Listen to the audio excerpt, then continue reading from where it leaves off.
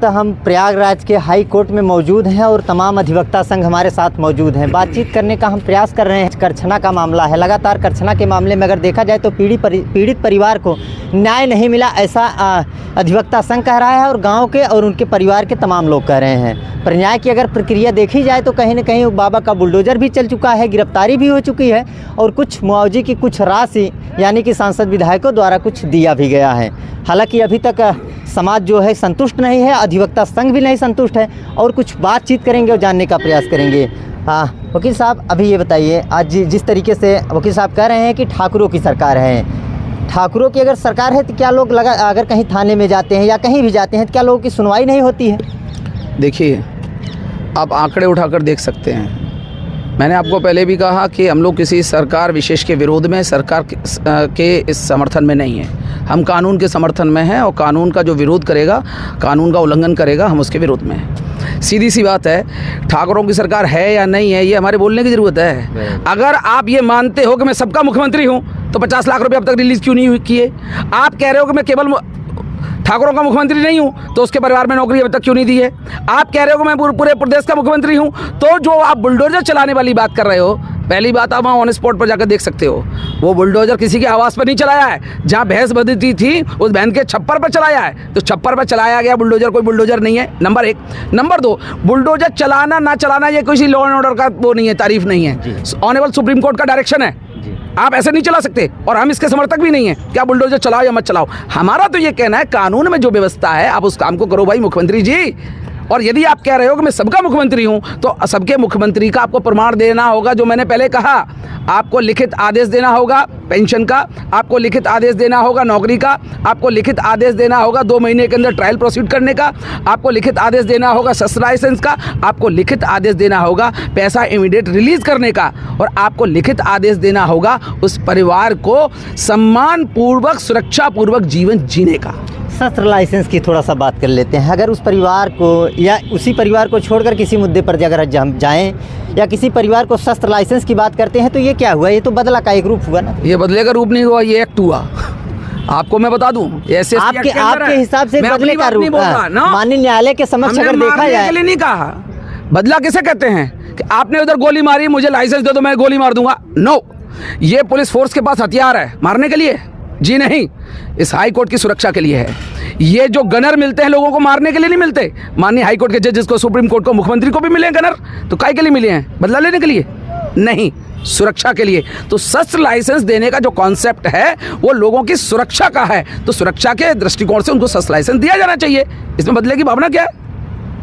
आज उस परिवार में हालांकि कोई है नहीं जी, उसका छोटे छोटे 2 बच्चे हैं। हालांकि एक बच्चा आँख से दिव्यांग है, एक छोटी सी बिटिया है।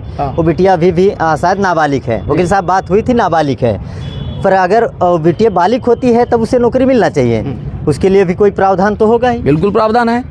नाबालिग है कितनी? 16 या 17 साल। 17 साल है। अगर वो आपके अनुसार, मैंने अभी डॉक्यूमेंटेशन नहीं देखा, हाई स्कूल के उसके रिकॉर्ड से, उसका डॉक्यूमेंटेशन से पता चलेगा उसकी उम्र कितनी है। मात्र 18 साल का आदमी चाहिए। 18 साल का मतलब साल, 1.5 साल, 2 साल का इंतजार, इससे ज़्यादा तो नहीं है। तो बहुत सारे मामले में गवर्नमेंट साल, 1.5 साल का इंतजार कर उन्हें सर्विस दे सकती है। ये कोई बहुत बड़ा विषय नहीं है। अब अन्य चीज़ तो करो, पेंशन के लिए तो 18 साल की ज़रूरत नहीं है, शस्त्र लाइसेंस के लिए तो उसके परिवार में बालिग लोग हैं, कोई ज़रूरत नहीं है, उसे पट्टे के लिए तो 18 साल की ज़रूरत नहीं है। अन्य चीज़ें हैं, पैसा रिलीज़ करने के लिए तो 18 साल की ज़रूरत नहीं है, 50 लाख रुपये जो दिया जाना चाहिए उसके लिए तो 18 साल की ज़रूरत नहीं है।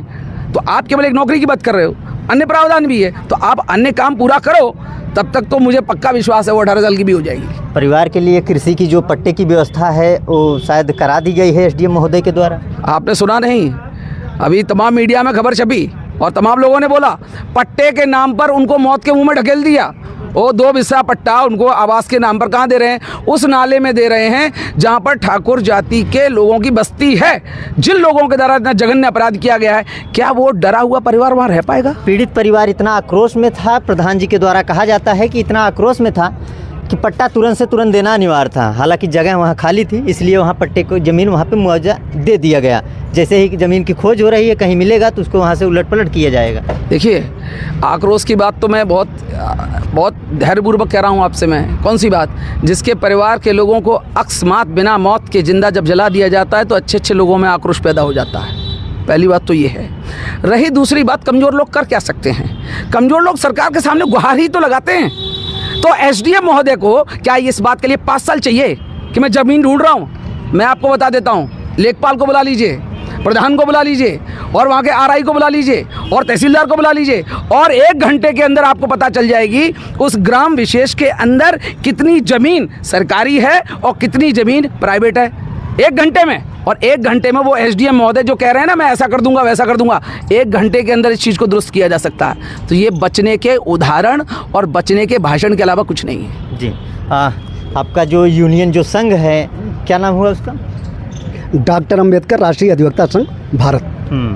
डॉक्टर अंबेडकर राष्ट्रीय अधिवक्ता संघ राष्ट्रीय अधिवक्ता संघ भारत, ये आपका यूनियन हुआ। इस यूनियन के संगठन है। ये संगठन आपका उस पीड़ित परिवार के घर पे पहुंचा था।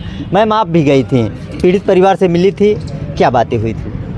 वहाँ पे उनसे पूछा गया था, जो सही जो ब्यौरा था वो लिया गया था, ना कि किसी मीडिया के थ्रू। पहले हम लोगों ने कोशिश की थी कि यहीं से पहले वहाँ से सारे चीज़ों को पता किया जा सके। लोगों से भी बात की थी, और जो असलियत थी वो हम लोगों ने आपके फिर आपको सारी जानकारी आप लोगों के सामने बताई गई थी। अपराधियों के लिए, जो अपराधी किस्म के लोग हैं, क्या होना चाहिए उनके सामने? उनको तो कड़ी से कड़ी सजा मिलनी चाहिए, क्योंकि जो उन्होंने किया वो बहुत ही गलत किया। क्योंकि अगर वो एक एससी कास्ट का बंदा है, उसको मारा गया, वो भी जला के, तो ये कहाँ गया हुआ? अभी तक गवर्नमेंट का कोई एक्शन जो हुआ वो भी कोई काम का नहीं है। भाई, जो लिया जा रहा है उसको पूरी तरीके से एससी एक्ट के तहत लिया जाए, क्योंकि अगर नहीं लिया जा रहा तो इसका कोई मतलब नहीं निकल रहा हम लोगों को वहाँ जाने का। हम लोग वहाँ गए, उनके परिवारों से मिले, उनकी सारी बातें सुने। उनके बच्चे हैं छोटे छोटे, जिस हिसाब से उनको मारा गया, क्यों मारा गया भाई? जातिवाद के तहत ही उनको मारा गया ना भाई, उनको जला के मारा गया। ठाकुर, आपका ये मतलब है कि भाई मुझसे बढ़कर कोई नहीं है, इसीलिए तो उनको मारा गया है ना। तो ये चीज़ गलत है भाई, उनको न्याय मिलना चाहिए, और जो थोड़ा बहुत है वो भी मिलना चाहिए एक कानून के तौर पे। बस मेरा यही कहना है। वकील साहब कह रहे हैं इससे एक्ट के तहत कहीं ना कहीं 50% जो मुआवजा है मिल जाना चाहिए तत्कालीन। अभी तक उस परिवार को मिला? अभी नहीं मिला। आप लोगों से बात अभी नहीं, फ़ोन लगा के बात किए हैं, उन्होंने कहा कि अभी मिला नहीं, केवल घोषणा की गई है। सिर्फ घोषणा की गई? केवल घोषणा की गई है, मिला नहीं है। इस सरकार से संतुष्ट है?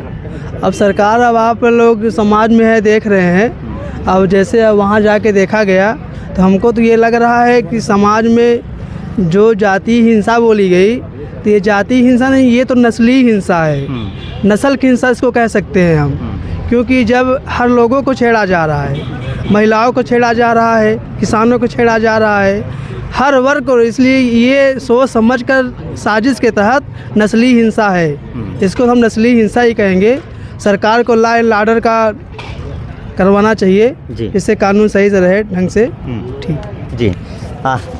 सर, चलते चलते 2 शब्द में क्या कहिएगा इस सरकार के लिए और उस पीड़ित परिवार के लिए? 2 शब्द नहीं, मैं तो एक ही शब्द कहूँगा। आदरणीय मुख्यमंत्री आदित्यनाथ योगी जी, समाज के लोग आपके बारे में ये चर्चा कर रहे हैं कि आप जातिवादी हो, आप जातिवादी मानसिकता से ग्रस्त हो। मैं नहीं बोल रहा, ऐसा लोग कह रहे हैं। तो मेरा ये उनसे अनुरोध है, आप अपने ऊपर ऐसा आरोप मत लगने दो, और इसको आरोप को ना लगने देने का आप अपने आचरण से काम करो। कौन सा? 3 काम कर दो। इमीडिएटली 50 लाख रुपए रिलीज़ कर दो, जैसे अन्य जाति के लोगों को किया। आपके ऊपर जातिवाद का लांछन नहीं लगेगा। आपने उसके परिवार को जैसे नौकरी दिया, इसमें तो एक्ट में व्यवस्था है, तत्काल उनके परिवार को नौकरी दे दो। तत्काल उनके बच्चों को पेंशन की व्यवस्था कर दो। तत्काल उनके बच्चों की पढ़ाई के जो ग्रेजुएशन तक का व्यवस्था है उसका आप लिखित लेटर आदेश जारी करो। और स्पेशल प्रोसिक्यूटर होता है, यहाँ पर लिखित लेटर जारी करो कि विदिन 2 मंथ्स SC/ST एक्ट के तहत वो ट्रायल कॉन्क्लूड कर दो।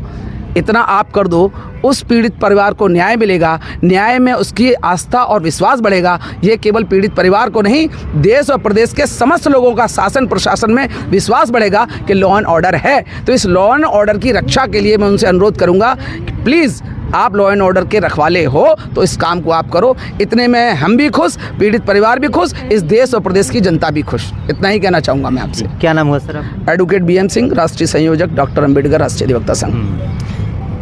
एडवोकेट BM सिंह, राष्ट्रीय संयोजक डॉक्टर अंबेडकर अधिवक्ता संघ भारत।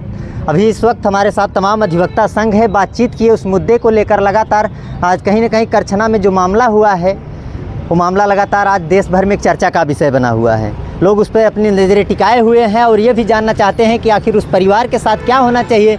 और जो अपराधी किस्म के लोग हैं, ऐसा मैं नहीं कह रहा हूँ, परिवार वाले लगातार आरोप प्रत्यारोप लगा रहे हैं और माननीय न्यायालय के जाकर समक्ष ये मामला आता है तो कहीं ना कहीं ये अधिवक्ता संघ उस मामले में कूद करके कहीं ना कहीं लोगों की मदद भी करेगा। फिलहाल आप लोग इस वीडियो के माध्यम से क्या समझते हैं, कमेंट बॉक्स में एक छोटी सी प्रतिक्रिया जरूर दीजिएगा। फिर हम आपको मिलेंगे किसी और दूसरे वीडियो में, तब तक के लिए जय हिंद।